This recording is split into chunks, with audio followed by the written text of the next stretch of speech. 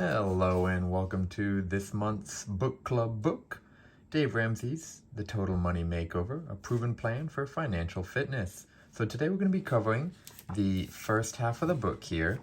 So just these first 6 chapters are about 100 pages, a little bit including like the intro or the preface here. So let's dive right in. So we're skipping a little bit of the introduction just because there is about 100 pages that I do want to go over as quickly as possible. So what this book is not, for example, is lots of things, but something I do want to point out is that if you're encountering the negativity, basically what it's saying is that you're either striking a nerve or really pursuing the truth, like Aristotle says here. So there's lots of goodness here. I'm going to just be reviewing the highlighted portions that I've selected for you so you can get the most out of this book, or just see a little bit before you go ahead and purchase it yourself, which I do recommend, especially if you are having any money struggles now or you know someone who would benefit from learning about all this. So moving right along, you can certainly take a closer look, but we're just going to focus again. So yeah, it's not about ignorance or knowledge, anything like that. It's not going to mislead you. It's not a fancy technical financial book, but there's no reason to feel bad about simply not knowing, because it is not saying that you're unintelligent, and we'll revisit that idea at least one more time throughout this book. So this is not a math book. It's just something to keep in mind that most of the problem people will have with money, Dave Ramsey says, is really just the behavior. So it's not budgeting, things like that. So moving right along, he does talk about it, like there's broke financial professors and there's some irony in that. Nonetheless, don't take advice from broke people. So regardless of who those broke people are in your life, you want to find people like Dave Ramsey and other qualified, let's say millionaires, and study and copy their habits so that you too can be successful and happy. So he says it's not politically correct. Yeah, I guess you could say that. I don't particularly have a problem with it. It is not too religious, and so if you're any particular way, I don't think you will be offended as you go about learning how to manage your money. But it does quite bluntly tell you that you need to make a change if you don't want to be normal and continue being broke. So changing behavior and dealing with all the pre-existing conditions you might have as to why you are broke now. Again, there's nothing wrong with that. We all are at one point or another. We're just going to see what we can do to resolve that problem. So, moving right along. So he does have, of course, other books. Dave Ramsey is quite a bestseller, you might say.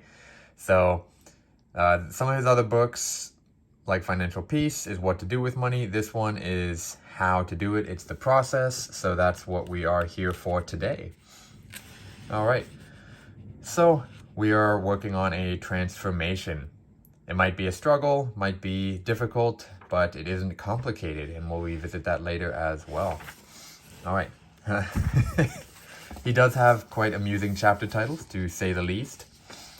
Anyway, yeah, basically he's just talking a little bit about the peer pressure here, and again, if you're getting that negative attention or being made fun of, well, there might be a reason for that, and you might be the little piggy that built your house out of bricks instead of straw or something flimsy that doesn't hold up or isn't able to weather the storm. Moving right along. So this little quote here at the bottom, it says, "A man with an experience is not at the mercy of a man with an opinion." So all the stuff that you've experienced, all the stuff that Dave Ramsey and all the people he has helped has experienced is much more valid and reliable than just something that a passerby or a simple bystander who probably is broke feels like expressing. All right. So here are the flying turkeys. This is hilarious. So even a turkey can fly in a tornado. Absolutely right. So this is another really important concept to grasp, is that people are buying things they can't afford to impress people they don't like. So that idea is revisited quite a bit. So next thing over here, this is a quote a little bit from Jim Collins. So the first stage of decline is marked by basically overconfidence and a lack of humility, as opposed to, like it says, arrogance here, pride. So you're not invincible. That's definitely a psychological stage that teenagers and even younger will go through. So if you're past that stage, if you're adulting and still struggling with money and over arrogance with it and say, oh yeah, I have tons of money I can spend, I don't need to budget. Well, basically, the denial of risks here will continue to be your downfall. We'll talk more about denial and risk later, but moving right along. So these are some principles to build your life on, to determine your success, everything that they will be sharing here in this book. So I ran out of blue highlighter. So anyway, the Americans here, this bottom part on page like 25 of the preface here, it's talking a little bit about the financial difficulties of America and this recession and the crash, all that stuff. They found out the ways they were spending their money was wrong in the most painful way possible. So even people who had planned well ended up having to suffer and struggle because of really the people who didn't. So thank you to those people. Anyway, doesn't look like I have anything saved for this page. So now we actually are starting chapter 1. So the adult stuff, yes, there is lots to be afraid of, but that's only just really, like he'll say, from ignorance and not really something that can't be overcome. So we're going to go ahead and dive right in and see how we can handle the month's bills and the mortgage and all of that stuff. So it is okay to be terrified of the future, like he says, but it is more than possible to be able to college, retire, live, and all that good stuff that we all look forward to as part of the American dream. Doesn't look like I have anything on these pages, so we're flipping right along. All right. So, yes, if it were easy, every moron walking would be wealthy. So, we'll talk more about how we're not going on the easy path, but it is worth it. If you hadn't seen down here yet, if you live like no one else, later you can live like no one else. So that is what we'll be working towards with that goal in mind. So this is talking about immediate gratification in contrast to that long game, all right? So being able to set off something that you would like to have now with the interest of something greater in the future is actually really important. And it is pretty much the motto of this book, like he says here, but they've actually done numerous studies where, like, let's say they gave the kindergartners 1 marshmallow now, or they said they could come back in 15 minutes and have 2 marshmallows. My apologies if I misquoted that study, but moral of the story is you need to be able to delay that gratification, delay the pleasure for a greater result. And that is a sign of maturity, as he points out here. So eventually I'll learn how to turn the page. So another thing, he's got a lot of these great stories that are real life examples. So one reason for you to get the book is so you can take a closer look at these really motivating examples. For one, that'll help you stay excited to finish the book yourself. The reason I didn't decide to include all of them is just because there are so many, and hey, don't want to take away all the fun of you getting the book yourself. And as it is, it's already taken about 10 minutes to go over about 10% of what I want to share with my book club video today. So I hope I don't have to make it into 2 videos because I did really want to do the first half of the book today. And then part 2 will be in a couple weeks. All right. So my promise to you, my being Dave Ramsey's promise. So yes, you'll have to do, make sacrifices and be disciplined. But if you're having a bad, if you're in a bad situation, guess whose fault it is? It's yours, but you can resolve that problem. You can get yourself out of the mess that you caused. And it's important to take that responsibility because it's nobody else's fault. It was your habits, your choices. You could have had the restraint earlier on, but it's okay. Let's go ahead and start making the steps together now. All right.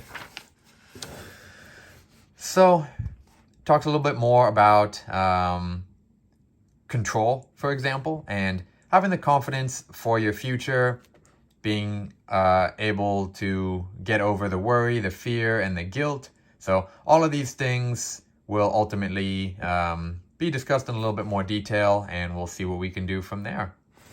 So right away on to chapter 2. This is not the only chapter on denial. I almost feel like every chapter has something on denial, but this particular bit, we're just going to talk about the denial as the obstacle. So most people are financially mediocre, financially flabby, average, and I guess America just considers that acceptable. But unless you strive and desire to stay that way, listen on, keep reading the book, and find a way to not have to stay like that, because there's much better options. There are many better options here. So, nothing here, flipping right along. So we got a little rant. So basically, grow a backbone. If it's wrong, don't do it. Don't be apathetic. That's definitely a problem going around a lot. You can be empathetic, you can be sympathetic, but don't be apathetic. So that's like becoming stagnant or complacent. Everything is not just fine. You do need to make changes. Whatever led you to this book or to this book club video will probably be the same reason that you need to, in fact, care a whole lot so that you can do something. So this next thing about the mediocrity, the frog, it says here, is lured to the death because the temperature is gradually increased. So mediocrity will sneak up on you in the same way that the frog will be boiled to death, because instead of being put in hot water instantaneously, you just suddenly were like, okay, this isn't really what I'd like to do, but it's acceptable, it's okay, and then your situation just actually gradually declines, like the majority of the situations I've been in for the last 5 years. But hey, it's a little better now, and hopefully we can continue to progress now that I'm reading this book. So yes, change is painful. There's a lot of terms to refer to this. He'll talk about disillusionment. Personally, I've heard of cognitive dissonance as well as a paradigm shift, just some favorite phrases of my family's. So, moral of the story is, yes, it's not supposed to be easy. It is supposed to be worth it, and you do have to make those sacrifices, and just always keep in mind, have those goals written down, that you're doing this for the greater good, not only of yourself, but of your family, of your children, everything that is important to you. All right, so now we're on chapter 3. Looks like we are progressing smoothly now. I am pleased about that. So, like we talked about, immaturity is still desiring that instant gratification. We need to be able to move past that if you really are looking to change your life and stop using debt as a tool, because it's not.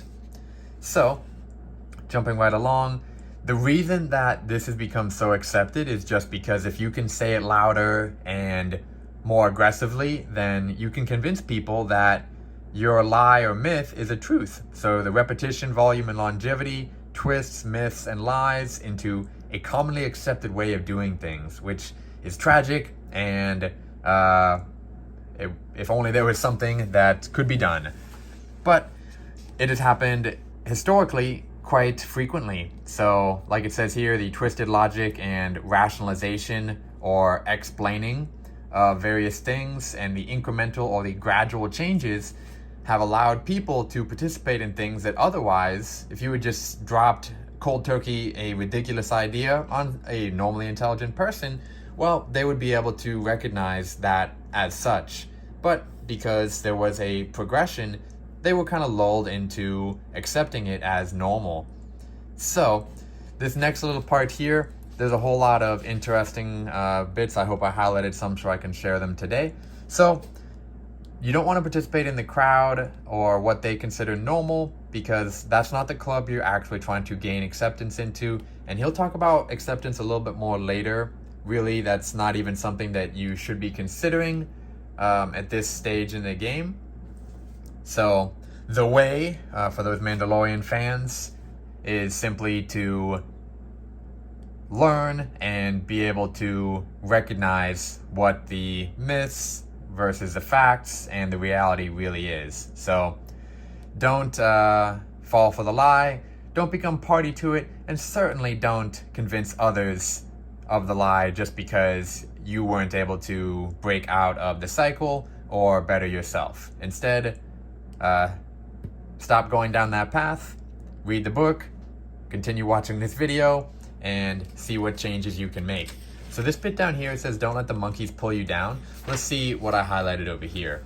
So it says here that Americans don't know what it's like to wake up with no debt, in the same way that this study on the monkeys from John Maxwell, all the monkeys first were put in the room and they kept getting shot down when they were approaching the bananas at the top of the tree with the hose. So eventually all the monkeys were swapped out. So they didn't know why they weren't allowed to get the bananas, but they would keep pulling the other monkeys down. So, like it says here, the Americans, or most people with money, are exhibiting behavior that is chimp-like. We just know debt is needed to win, but that's actually a myth. It's not true. So we're going to find out how we can use money properly and still win without having to ultimately use debt or credit cards, like Dave Ramsey says. Because if we're constantly using debt, well, it is a cycle and we're not winning here. We're not using somebody else's money to win. We are just, like it says here, debt is adding considerable risk. It's not adding prosperity or anything to benefit us. It's obviously in the interest of the lender. So it, like it says here, risk is not offsetting, or sorry, debt is not worth the risk because it's offsetting any advantage. So basically, you do not want to say, oh yeah, this is going to be so great for me, I'm going to be the exception to the statistics. You will probably not. You probably are what makes the statistics. Anyway, quick little Proverbs here. It says, the rich rule over the poor, and the borrower is slave to the lender. I don't know if this is a part of the show where he talks about how that is also true for family, but if your family has lent you money, it does actually strain your relationship, and it becomes a much more master-slave or master-servant relationship, and you almost try to avoid them when you know you can't pay them back. So it'd be better off, like he says, not to just, or to simply just not lend family money in the first place. So that is a lesson for me, and hopefully it will be a lesson for everyone in the future as well. There are definitely ways to do it. Simply just giving is acceptable, but don't expect it back because it will strain the relationship. So this next part here, and so yeah, I guess it's talking about some famous people, the Forbes 400, and some other CEOs of these companies. And they all lived on less they made. They paid with cash when they had it, not credit. So that's definitely a way to become rich, or at least one of the foundations. So this is talking about J.C. Penney, or James Cash Penney, and Henry Ford once again. So they saw the problems with debt historically, but as time progressed, it suddenly kind of got foggy, and basically greedy people saw how much they could benefit from this concept.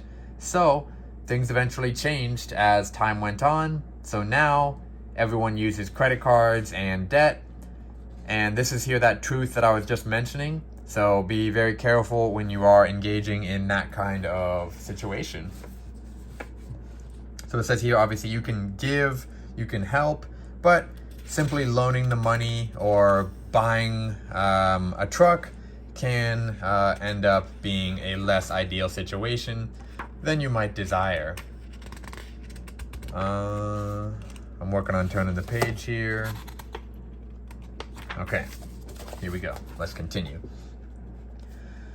So, same thing with just loaning a family member money, co-signing on basically what the lenders have deemed a deadbeat or something like that. It kind of says that way up here in the top right corner now. So if they're not willing to give whoever it is that you're going to co-sign with a loan, just because you know the person doesn't actually make that a good decision. Yes, it would be unwise if the lending industry has denied for you to make the decision to go against what they suggest and do it anyway. Obviously, they're counting on someone paying the money, which is why they were willing to let you co-sign it, but it still doesn't make it a good decision.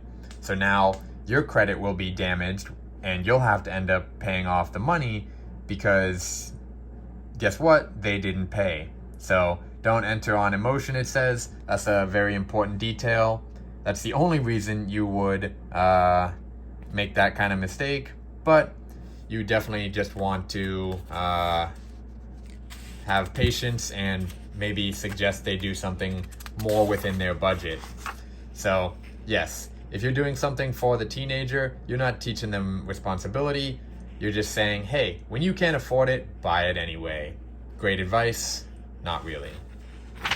Okay.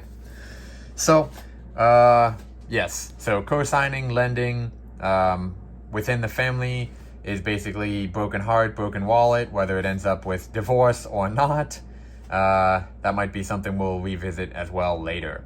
So all these things where it says, hey, we'll give you money now and whatnot. So it's called predatory lending. It's taking advantage of the lower income people. So that's where the marketing is targeted. If you drive through neighborhoods like that, where people are typically lower income, that kind of area, obviously you'll see more of the shops there because these people, they still need money. They're going to do whatever it takes. And unfortunately, they're going to continue staying that way because they'll never be able to pay these loans off. As you can see, 650% interest annually. Frame of reference, you might have like let's just round it up and say 25% APR on maybe your bank, your credit card right now. So to go from 25 to 650%, if you're having a hard time paying off your credit card now, just imagine if it not only was tenfold, but basically 30 times that amount. So if you have maybe $50 added to your credit card statement every month, make that 30 times that.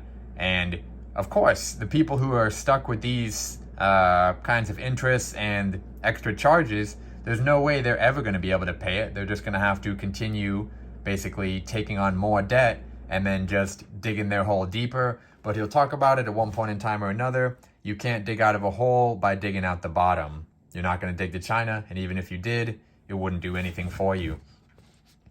So this is just talking a little bit about how the people of the lending industry are kind of making their money. So let's say he does have this cheap car. So he only paid a little bit for it. So every time he gives it to somebody, he sells it, their down payment is equal to the investment that he got. And then every payment they make on it, because obviously he's not going to just give it to them for the $500 that he paid for it originally.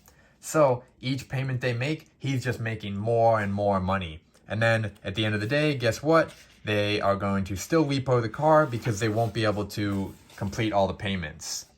So rent to own is another bad idea. We'll talk about leasing some point in time or another, but they're both, I guess, just awful ideas. So avoid them both. Because yes, if you see that 1,800% average, if you thought 30 times your interest was excessive, this is even more. It's another 3 times. So it's basically 90 times what you're actually paying now. So you must restrain that instant gratification urge because it will pretty much forever keep you in debt. So this is the same as the last one. Any instant cash is not instant cash. Moral of the story. So this is kind of like that idea we first started with. Don't buy things you don't need with money you don't have to impress people you don't like. There's just no need. Instead, get in the habit of actually carrying and spending cash because, for one, you will feel the struggle of having to let go of the Benjamins. But basically, it's much better than just using plastic all the time because psychologically, you're not feeling the same separation when you are swiping a card versus handing over your hard-earned dollar bills. So again, something else that is beneficial is carrying around cash when you're making purchases. Like it says here, you'll probably get a discount, and if you don't, go somewhere else. So like it says here, a lot of these contracts are turning into debt, and there is significant statistical evidence of that. So you definitely want to watch out for the inevitable interest rate there, or just don't do it in the first place. So the average millionaire uses reliable used cars because the significant amount of depreciation from a new car in the first 2 to 4 years really just means you're giving up most likely up to $10,000 if you're just buying a regular new car. If you're buying like a 6-figure new car, it's even worse. So, moral of the story is you definitely want to buy used cars because if you can get over this car payment lifestyle, so you can save $500 a month, invest it with a good mutual fund, guess what? You would have about $6 million by retirement, give or take. So even if you didn't invest it, if you just saved it for less than a year, you could go ahead and buy a used vehicle. And guess what? You can repeat the process, just scaled up a little bit. And now you go from a $5,000 to a $10,000 to a $15,000 used vehicle, still avoiding car payments the whole way. And that is the goal here, avoiding car payments, avoiding credit card payments. So meanwhile, leasing a car, like I mentioned, is not a deal because there's penalties, there's mileage costs. It's not a deal for you. It's just, well, not a deal for you. So there's some examples here with specific numbers. The dealership makes less than $100 if you're just dropping cash. If you are financing, they'll make about $1,000, a little under, but they'll make over $1,000 for every lease that they're able to sell, because ultimately, when they get the car back, they're going to either charge you a bunch more fees or lease you a new used car to kind of continue the cycle. So basically, don't do it. It's not a good idea.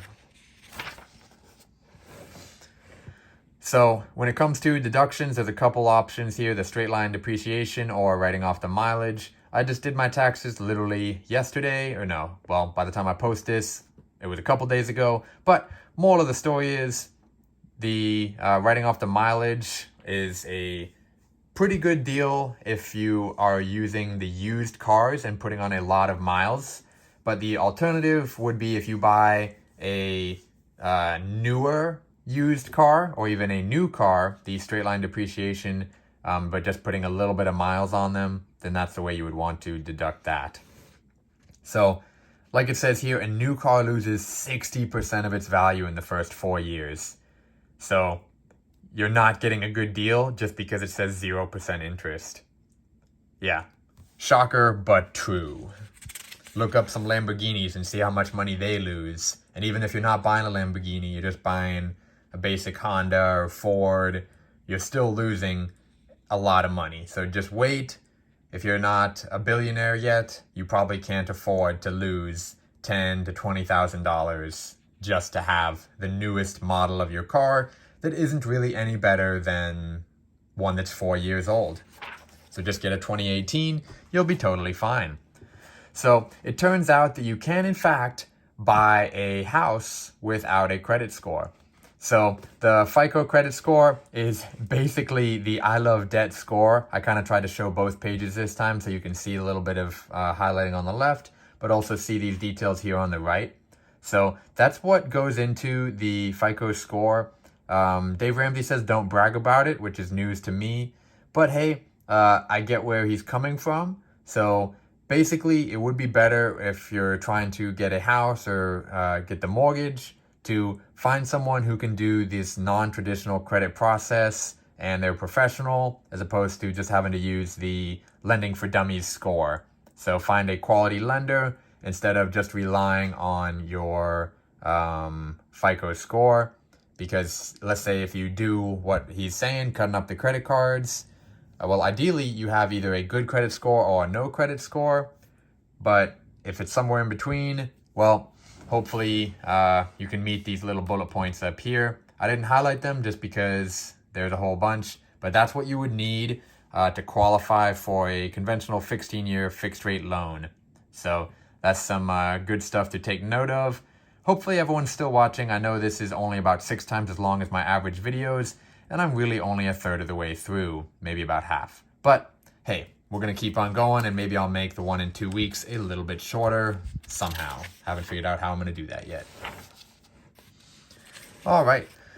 So we're continuing right along. You don't need a credit card. The debit card is not more risky. So what it says here, just use it as a credit transaction. And the statement here from Visa is theft and fraud. The protections are the same from credit and debit. So there's nothing to worry about there. And most people don't pay their credit cards off every month. And out of all the months that I've had my credit cards, I actually have paid them off for all but 3 months. When I moved here, I was having some struggles and I had invested a lot in various other things. So I ended up having to pay maybe about $150 in interest just from the little bit I didn't have in actual income after I moved to Tucson. But moving right along. So basically, the thing that I mentioned earlier, there has been a number of studies, but it hurts to spend cash. So people spend more when they're using plastic or credit. So if you hold the cash and you use the cash, guess what? You'll spend less and you'll thank yourself for it. So broke people use credit cards, and it's one of the major causes of bankruptcy. We'll talk more about bankruptcy and why you don't just want to file it, because it is a life-changing event. So it's avoidable, or it is something you would want to avoid at all costs. That might be a bad pun, but not intended.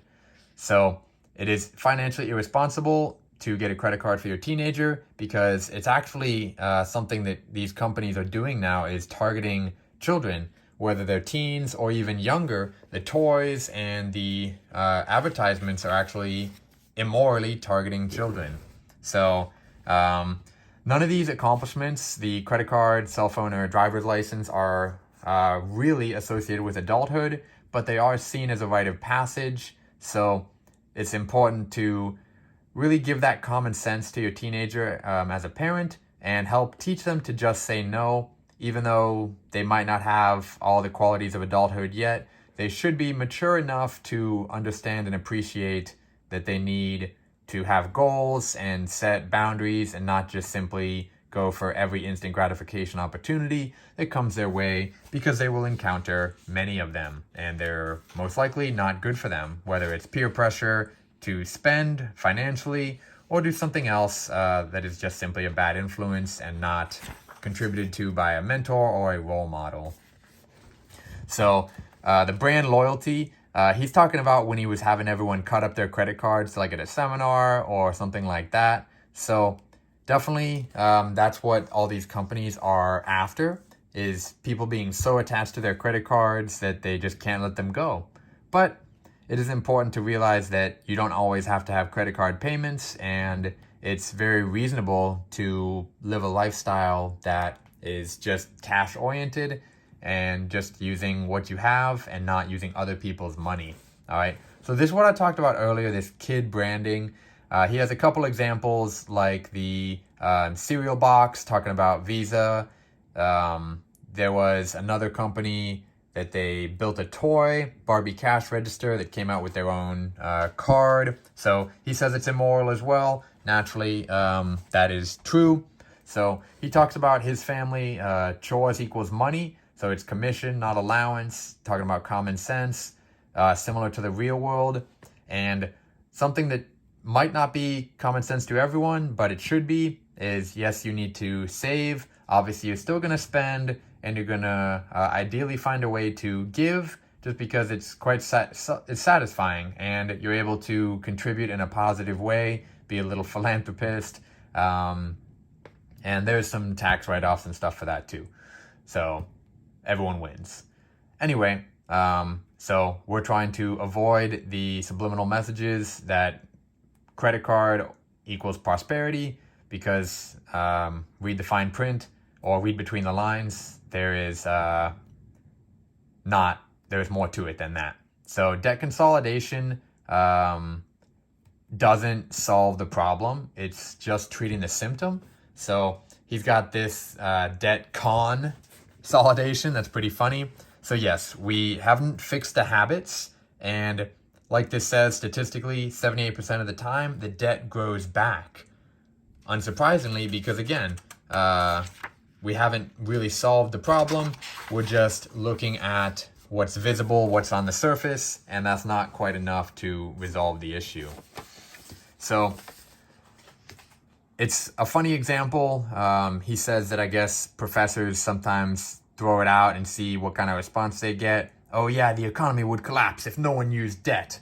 Well, if it was a cold turkey switch, yes, there would be problems with that. But over 50 years, that gradual total money makeover he's suggesting, it would actually establish stability and prosperity for the economy. So it would be really impressive and really cool to see America take that direction, make that change ultimately. So, yes. So I don't know if I can do the accent right, but for those of you still watching, so yes, benefits like taxes going down, and of course appreciating Austin Powers. Capitalism, yeah, baby. That was awful, but hey, thanks for watching. Not done though. Anyway, so like I said earlier, the repetition, volume, and longevity twists myths and lies into commonly accepted ways of doing things. Instead, you should find a way to invest your income, and you can become wealthy and do anything you want. So we're jumping along to chapter 4 here. We're about 37 minutes.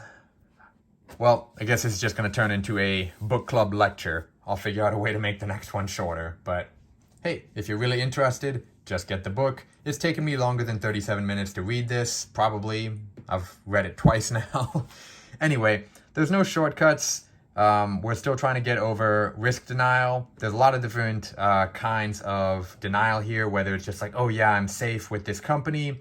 Well, maybe the company is not so safe. There could be a number of reasons that you're laid off or you're fired or whatever it might be. So also, wealth is not easily accessible. So there is no magic, or nothing is just going to suddenly happen to you that will make you tremendously wealthy. You have to work for it, all right? So this is kind of like a toxic relationship, whether it is revolving around the job that you're in that you hate, that you would rather leave, but you stay because it's secure. Well, that is kind of the struggle is real, right? So you might just want to leave that job and find a better opportunity because it's not as secure as you might think, even if you've worked there for 16 years. He lists a few examples of people just like that, and some who did it well and some who didn't. So living right is not complicated, and living right financially is also not complicated. They're both difficult though, and that's all right. So this is a myth here. If you're not saving for retirement yet, you won't be okay. You need to find a way, and the baby steps listed in this book, we're only going to get to the first 1 or 2 today, but if you tune back in a couple weeks, we'll go over the rest of the book, or you can just simply buy it if you can't wait, which you probably should do anyway. So, you need to take care of you. It's your job. So you have to save, invest. The government isn't going to do anything for you. And yeah, so most Americans are complacent. They're stagnant. They're not growing, not changing, not empowering themselves. So the only way for things to be okay is if you make them that way. Relying on gold is also a poor solution. So he gives some specific numbers here. I'm not going to go too much in detail, but what you should do instead, if there was really an economical collapse or a failure, you would have been better off with real estate, soup, genes, skills, knowledge, or just about anything other than gold, because that really isn't going to pan out the way you might hope, or the way you would be sold if someone was trying to convince you to buy it from them. So here we've got some investments. It's in quotes because it's actually a joke. If you see something on TV where it's like, oh yeah, get rich quick, they're not going to say scheme at the end of this, but it basically is. It's a scam. If he's got his friends involved too, that doesn't make it any less so. I've ultimately really been a part of this kind of, you might say, pyramid scheme. I didn't do well in it, didn't really convince anybody to join me, but I did like a few of their products, so at the time I bought them, and if anybody asked me about them, I would tell them about it, but I didn't really end up selling anything, so that was short-lived. I didn't invest a whole lot of money, but I learned a few things, and I went to some actually cool like seminars and workshops, so I would still really consider it a win, even though it was a peculiar experience, but learning experience nonetheless.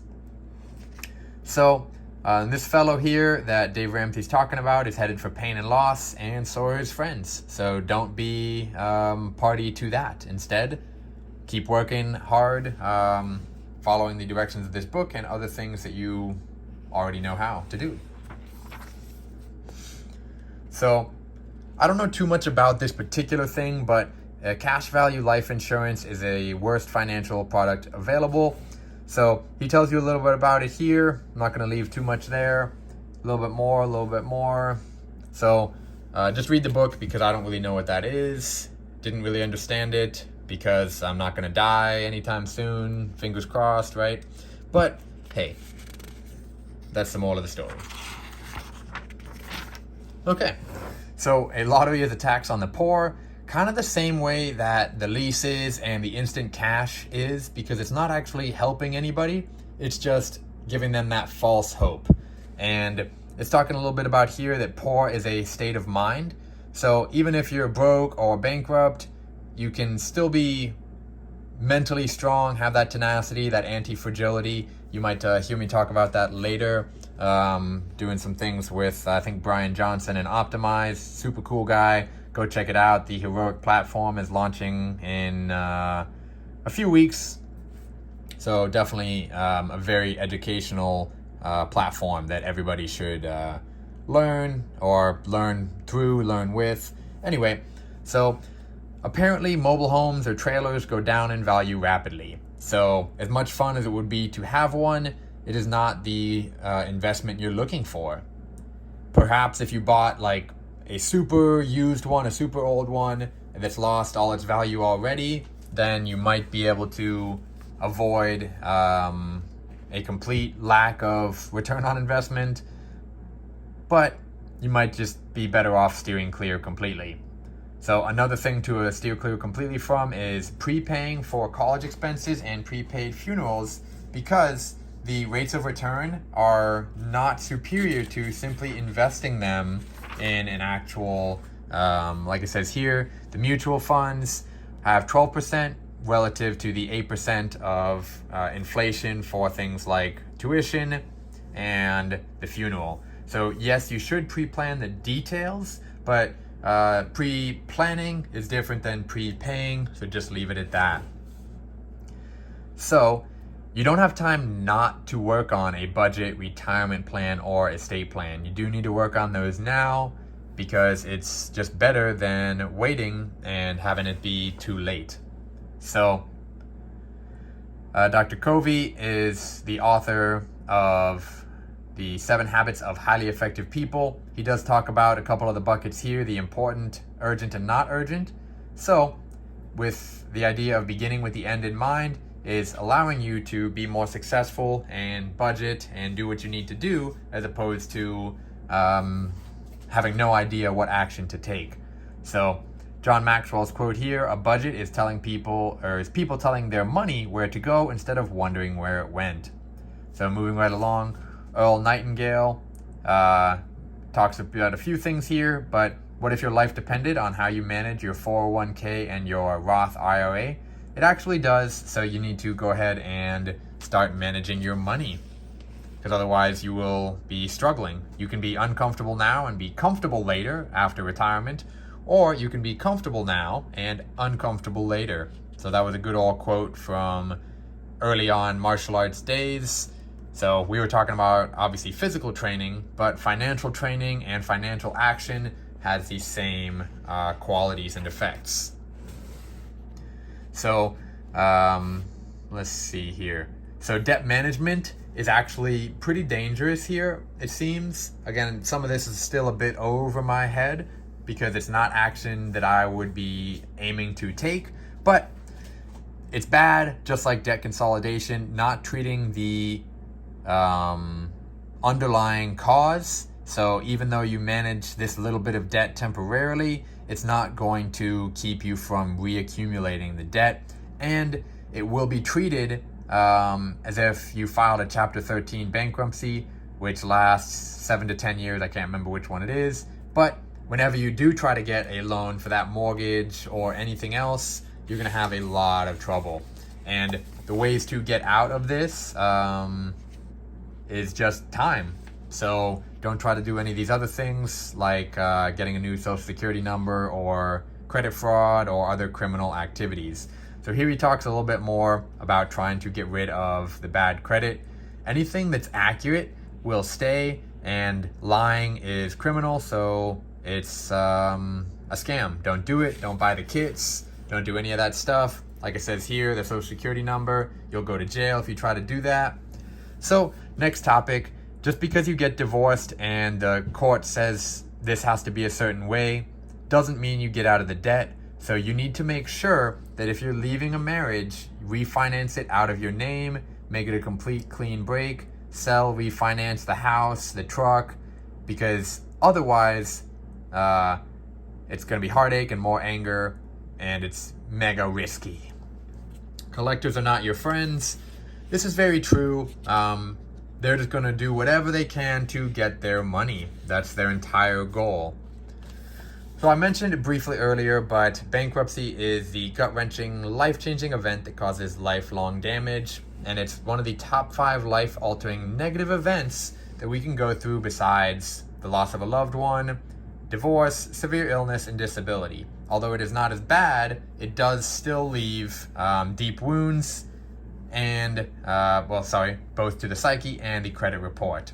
All right, so what you should do is take that thoughtful or mindful step backward from the false allure of the quick fix and just work through the struggle and see what possible solutions there might still be that don't involve that. So here it is, carry cash. And no, you're not more likely to get robbed because criminals don't have x-ray vision, so they won't know that you're suddenly carrying cash. Instead, using plastic all the time is basically robbing you every month. So it's just a better alternative to just carry the money. So here's a little bit of the rant. It still says cash is king down there, but use your envelopes to sort out the categories for your budget in food, entertainment, clothing, and gas. Various categories, whatever works for you. You just want to go ahead and work on that. So here's a little bit about the insurance that saved one particular family. So you definitely want to see what insurance is necessary and get on top of that according to the steps in this book. So there's the term life insurance and the medical savings account health insurance policy, some fancy jargon there. But more of the story is this particular cancer patient was uninsurable, but because he had these policies, he was able to kind of still provide for his family. So, and of course, be taken care of medically while he was still alive. So this is some more details on the insurance. So maybe just take a look here. I guess look at the other book, the Financial Peace University. That tells you more about the kinds of insurance. And so that's all we're going to do for there. You're going to die, do it with a will. good man leaves an inheritance to his children's children, and that is, well, it's important to recognize that it's a gift because it makes it clear and easier to deal with everything you've got when you're dead. So, yeah. Anyway, another thing, whole life insurance is a horrible product. Just don't do it. It doesn't make you smart. That's what he says. So we're going to go with that.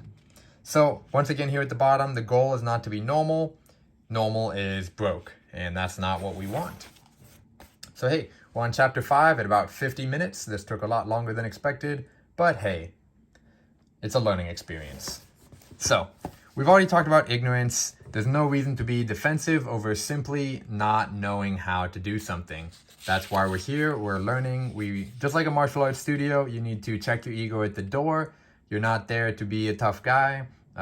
You're there to, let's say, learn self-defense, have fun, improve your level of fitness, mobility, to be able to compete. Everything is more important than the ego when it comes to learning and training, being teachable.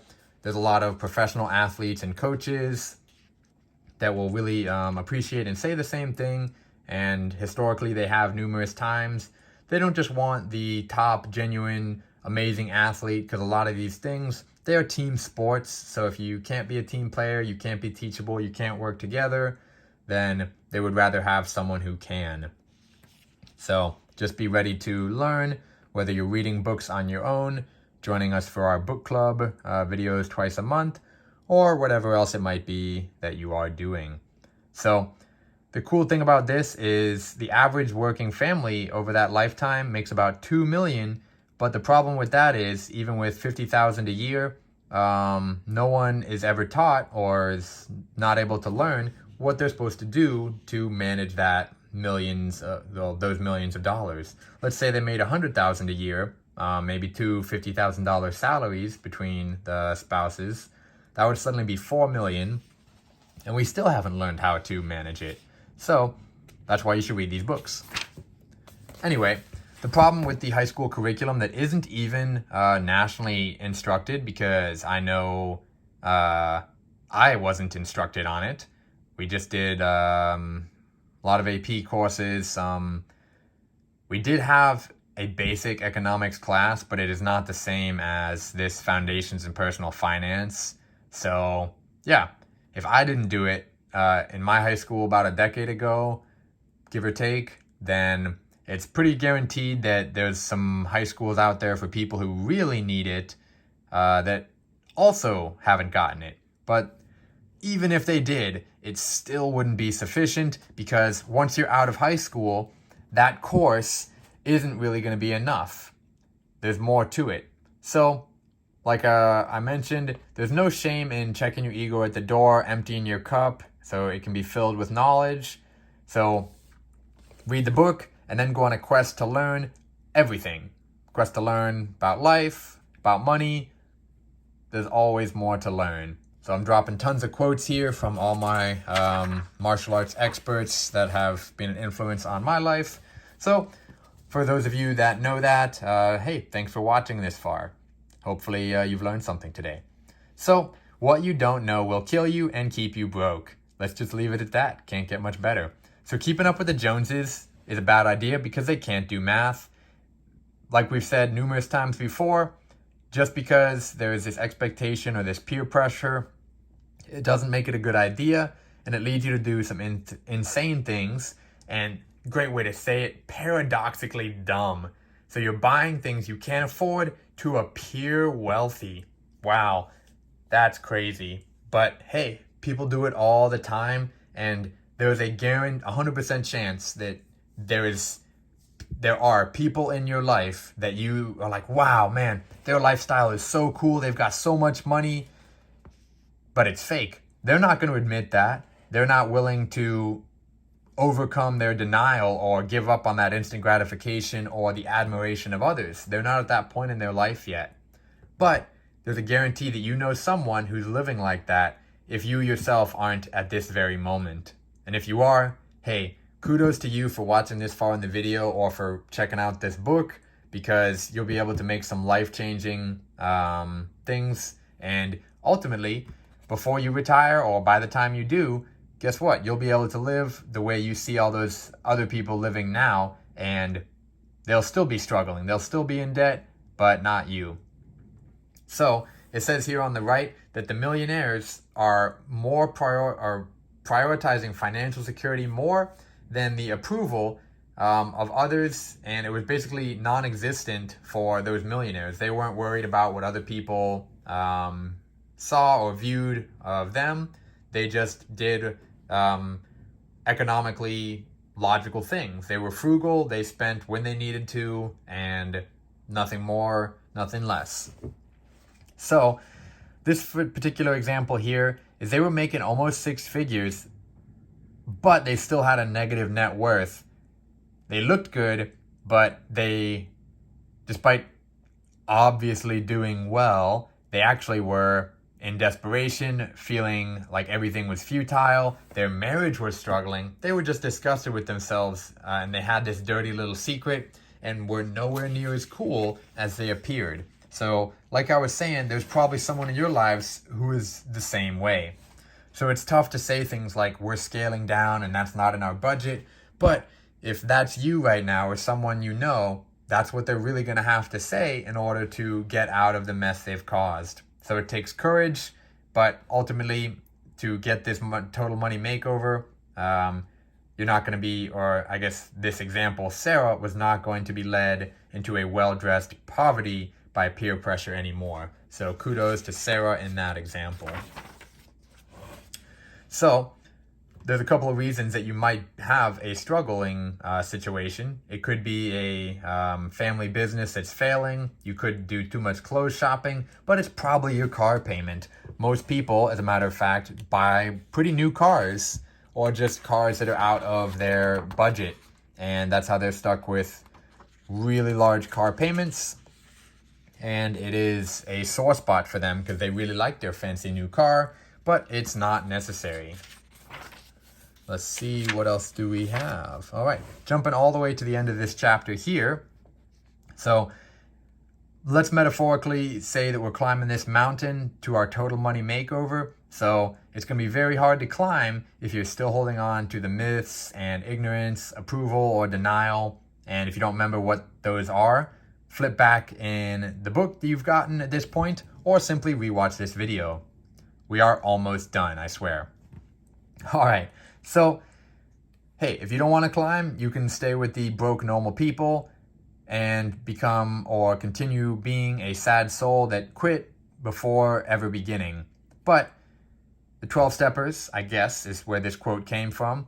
Doing the same thing and expecting a different result is the definition of insanity. So if you want to succeed, if you want to have that money that will allow you to prosper and change your life and change the lifestyle of your family after you, these are the steps you're going to need to take, and now. So you must believe and do things differently and inspire others to do the same. It's worth the effort, all right? So, yes, we are going to do chapter 6 real quick before we are done. So this is the first baby step, saving $1,000, and that will be, this is the last chapter we're doing today. So it's important to be focused. We're going to talk about gazelle-like intensity. I think it's going to be next week, though, or sorry, 2 weeks from now. So don't dilute your efforts. You need to be focused. Because if you're trying to multitask financially here, you're not going to get those accomplishments, and then because you're not getting them, you're not going to feel accomplished, which is dangerous enough to basically stop you from keeping your motivation. So power of focus is that it works. We're going to flip the page, see a little bit more of what I was just saying. Well, maybe not. Maybe it's the next page. So written budget every month. The Harvard study shows that the 3% with the written budget were much more successful than the other 97% who didn't. And up here, Zig Ziglar says, if you aim at nothing, you will hit it every time. P.T. Barnum says, money is an excellent slave and a horrible master. And I guess Jesus said, which of you, intending to build a tower, does not sit down first and count the cost, whether he has enough to finish it? So some great quotes there from all three of them. Moral of the story is, manage your money. over here, this was the Harvard study from Brian Tracy. So clear written goals makes, even better. That 3% made more financially than the other 97% combined. So that's pretty intense. So the one way to do your budget here, if you just make the same amount all the time, every time. So the zero-based budget, income minus outgo equals 0 every month. So basically, just make sure you have a plan for where all your money is going to go. If you have commissions or you're self-employed or there's any other variables involved, go ahead and check out his website, Dave Ramsey's website, or if you have the book already, you can flip to the back. We're not going to get to that today though, but you can create a prioritized spending plan. That's how you can manage a variable amount of income.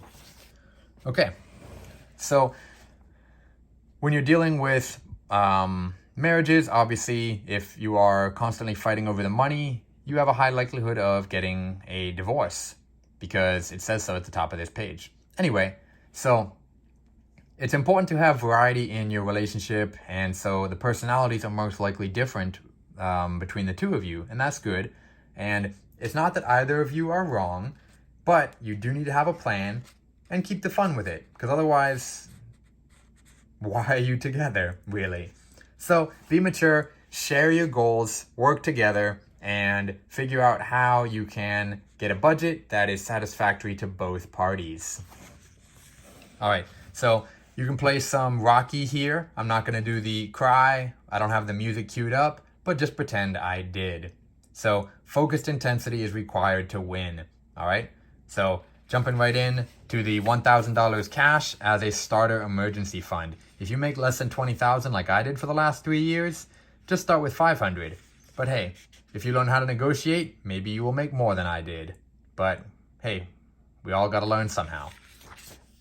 4 years ago, I was making more than that, and 5 years ago, I was too. But hey, moving on. Most of America still uses the credit cards for emergencies, but Christmas isn't one. Clothes, couches on sale, those aren't emergencies either. Even things like your car, you know it's going to need those services. That doesn't strictly constitute as an emergency. That's something much more like being laid off from your job that you thought was secure. That's more like an emergency, but hey, at least you have the $1,000 starter emergency fund. That's what it's for, not for all these other excessive purchases. So you need to budget those and plan those, or simply communicate that, hey, it's not in the budget this year. I can't do a gift for 20 kids and 6 adults. So this is what I was getting into earlier. I didn't recall that it was like 10 pages later, but if you're swearing off debt and then you have to use it to overcome the emergency, well, that's why there's the emergency fund, is to keep you from losing that momentum, to from feeling sick, from feeling like a failure. So that's what it's there for.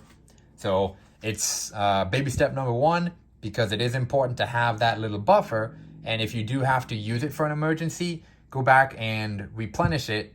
Make sure you have that $1,000 at all times, and then you can go back to paying off the credit card debts from least to greatest.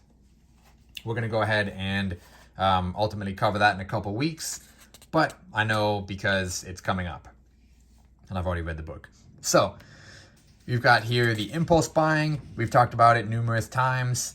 It's bad. It's that instant gratification, that sign of immaturity. So that $1,000, you have to hide it. That's what he's talking about here. You don't just want to keep it handy. There's a few examples of what you could do with it, like putting it in a frame and hiding that frame.